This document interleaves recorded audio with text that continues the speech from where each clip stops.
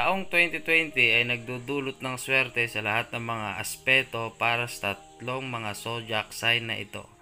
Naisip ba ninyo kung gaano sila kaswerte? Kaya halina at ating alamin kung ang iyong sign ay isa sa kanila. Narito ang maswerteng mga palatandaan ng taon.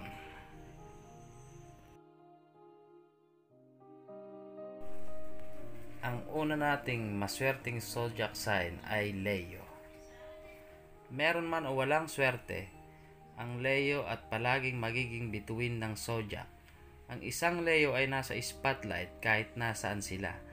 Kahit hindi masyado magsikap, mayroon silang isang magnetic personality at isang malakas na karakter. Napakadaling magustuhan ng isang Leo, ngunit ito ay kasing dali upang mahanap ang mga ito na hindi mapapawi. Ang Leo ay magiging isa sa mga maswerteng sign. Simple lang dahil sa taglay nila ang panalong pag-uugali, na maakit lamang ang lahat ng magagandang bagay sa kanilang landas.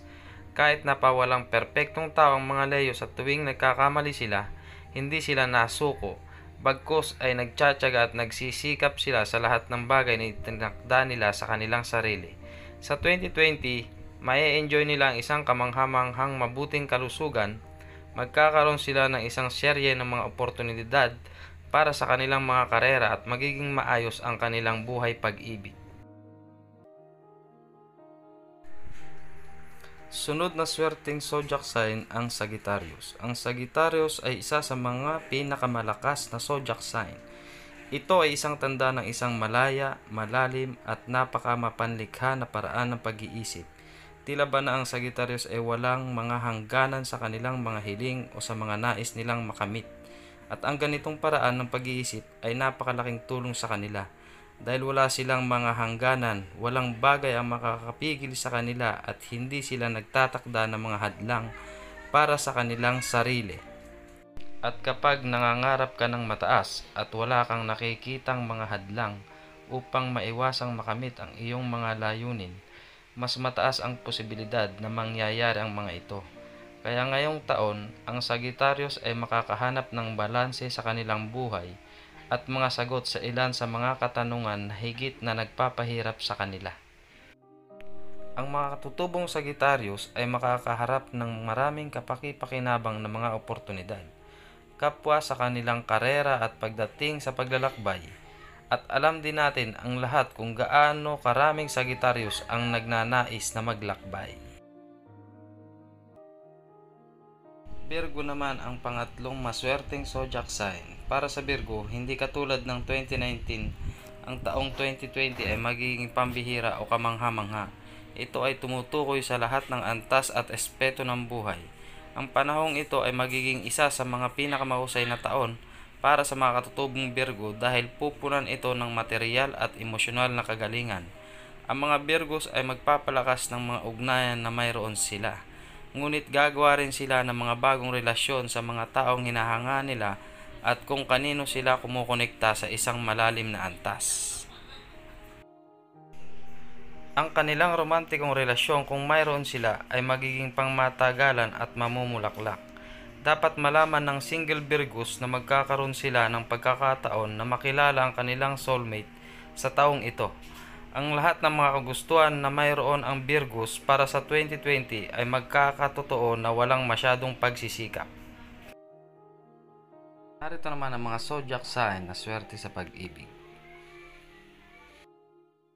Maraming mga zodiac sign ang magkakaroon ng pambihirang swerte sa pag-ibig sa taong 2020. Alamin kung isa ka sa mga sign na suswertehin sa pag-ibig. Ang mga taong may sign ng Sagittarius ay may kakaibang husay. Sa wakas ay mahahanap na nila ang kanilang soulmate sa taong 2020. Maaari silang ituring na tanda na may pinakadakilang swerte sa pag-ibig sa taong ito. Kung ikaw ay isang Sagittarius, maghanda para sa isang napakapakinabang na ng oras para sa iyong buhay pag-ibig, lalo na sa unang kalahati ng taon. Sikaping gawin ang lahat ng mga bagay dahil walang lugar ang mapagod at mag-alala sa kanila. Makikita mo na sa huli, ang lahat ay magagawa at mapagtatanto na talagang masaya ka. Scorpio, Ang mga may sign ng Scorpio ay mayroon ding magagandang pagkakataon na makahanap ng isang matatag na karelasyon, kung saan maaari silang bumuo ng isang maayos at matagal na relasyon. Para sa mga Scorpions, love is in the air mula pa noong simula. Alin mang paraan, mas mabuti para sa mga Scorpions na hindi ipagpatuloy ang paghihiling nila na makontrol lahat ng bagay hanggat gusto nila. Sa halip ay makabubuti na maghintay sila at makikita nila ang kanilang relasyon evolves by itself.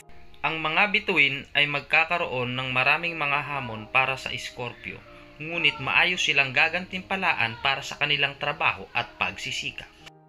Ang Pisces ay isa pang sign na may swerte sa pag-ibig, kahit na hindi nila ito lubos na napagtanto mula sa simula.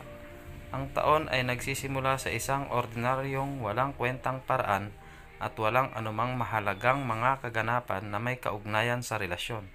Gayunpaman, sa simula ng kalahati ng taon, ang mga bagay ay magsisimulang magbago para sa Pisces. Noong Hunyo, ang mga taong ipinanganak sa ilalim ng sign na Pisces ay magkakaroon ng pagkakataon na palakasin ang kanilang kasalukuyang relasyon o start a new and promising one.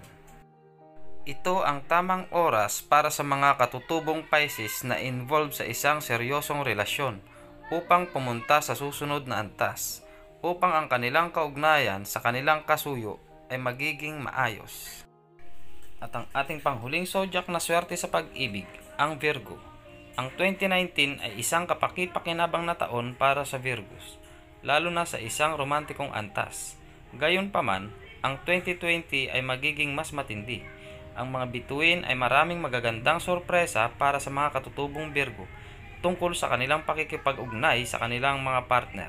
Ang mga Virgos na involved sa isang pangmatagalan at matatag na mga relasyon ay makakahanap ng mga bagong paraan ng komunikasyon at mga bagong paraan upang maging mas malapit sa kanilang mga partner. Sa gayon, ang kanilang relasyon ay mag-grow at titibay.